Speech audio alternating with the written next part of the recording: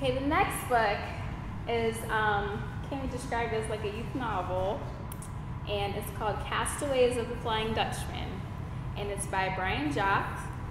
And to give a premise of the story, it's about a boy and his dog as they go on adventures throughout the world. And it got to be, there's a little mystery behind them, which the book explains. I don't want to get everything away. But it turns out they're doing the work of an angel as they go throughout the world helping people. So that's a little background of the story.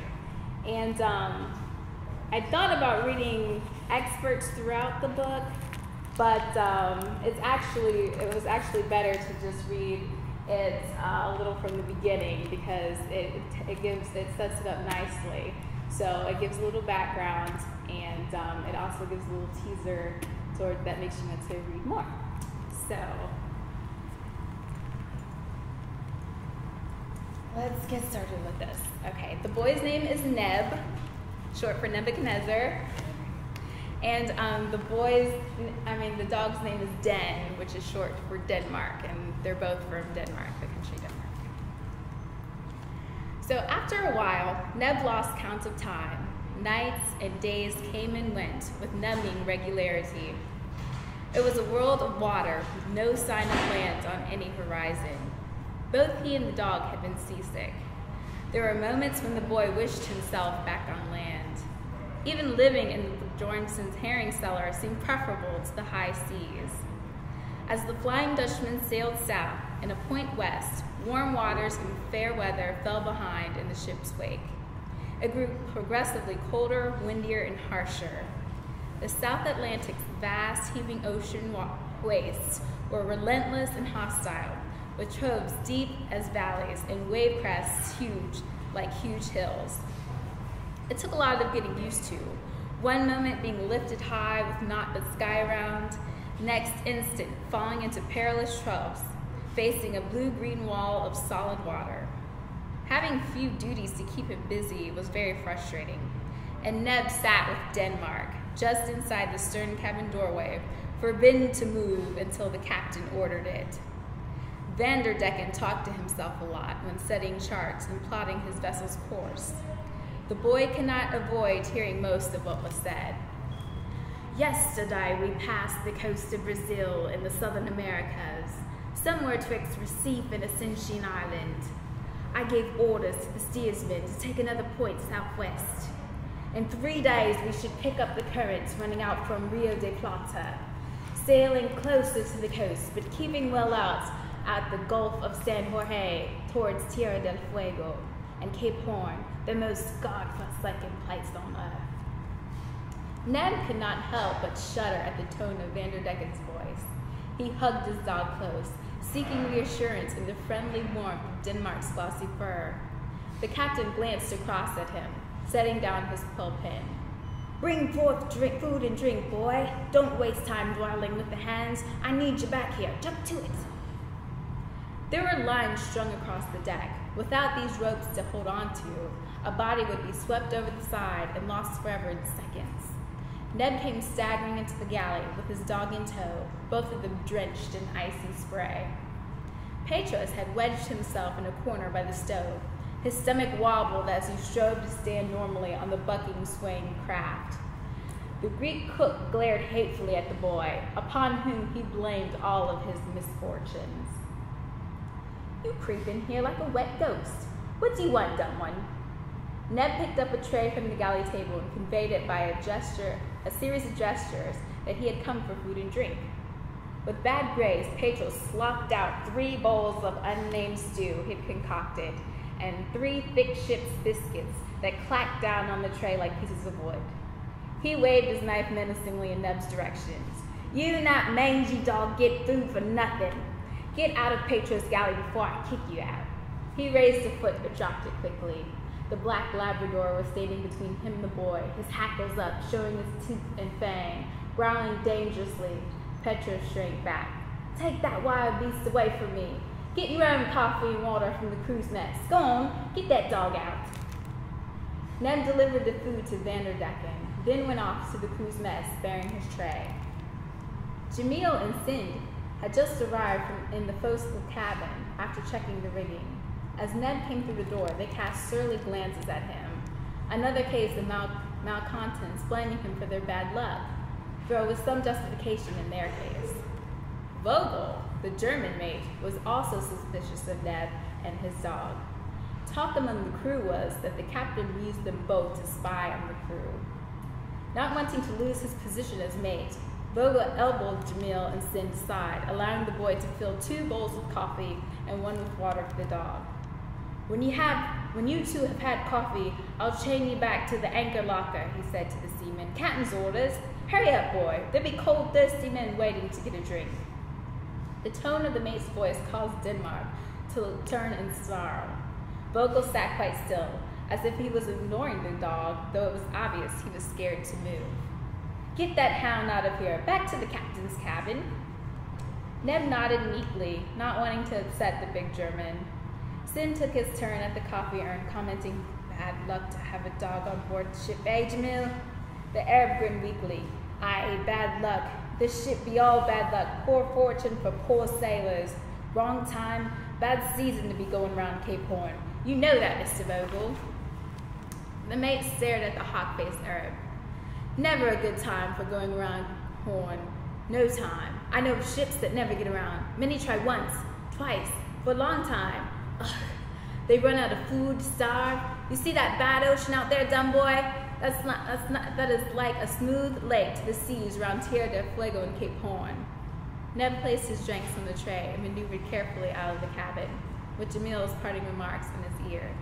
Ship won't run out of food if it gets caught in the seas. You've got fresh meat on board. Dog. Have you ever eat dog before, Mr. Vogel? No, but I hear those who have. They say dog makes very good meat. Neb crossed the spray deck wash with its set jaw and a grim face, Denmark right at his heels. Winter came howling out of the Antarctic wastes like a pack of raving wolves. Once the Flying Dutchman had passed the islands of Malvinas, the ocean changed totally. It was as if all the waters of the world were met in one place, boiling, foaming, hurling ice and spume high into the air, with no pattern of tide or current, a maelstrom of maddening waves. Beneath a sky hued the lead and basalt, Giles shrieked through the ship's rigging, straining every stitch of canvas sail, wailing eerily through the taut rope lines until the vessel thrummed and shuddered to its very keel. Every hatch and doorway was battened tight. Every movable piece of gear aboard lashed hard down. Only those needed to sail the ship stayed out on deck. The rest crouched fearfully in the forecastle head cabin, fear stunning them into silence. Petros tried to make it from the galley to the forecastle cabin. As he opened the galley door, the ship was struck by a giant wave, a great, milky white cumber. It slammed the galley door wide, dragging the cook out like a cork from a bottle, flooding inside and stuffing up a fire in the stove with one vicious hiss. When it was gone, so was the cook, the huge wave carrying his unconscious body with it out into the fathomless ocean. Neb and Denmark were in the captain's cabin, viewing the scene through the thick glass port in the cabin door. He had once heard a reformer in Copenhagen, standing on a platform in the square, warning sinners about a thunderous-sounding thing called Armageddon.